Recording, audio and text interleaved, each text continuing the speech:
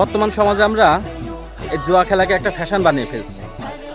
ছোট বড় যুবক সবাই এই জুয়াতে লিপ্ত হয়ে যাচ্ছে।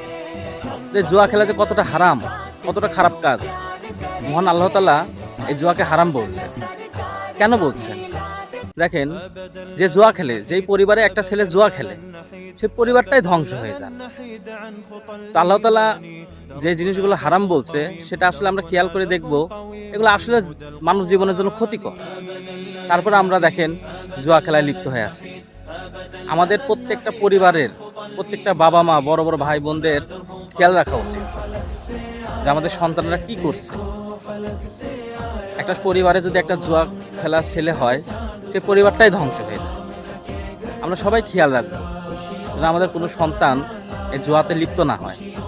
আল্লাহ তাআলা সবাইকে সঠিক পথ বোঝার তৌফিক দান করুন। আমিন।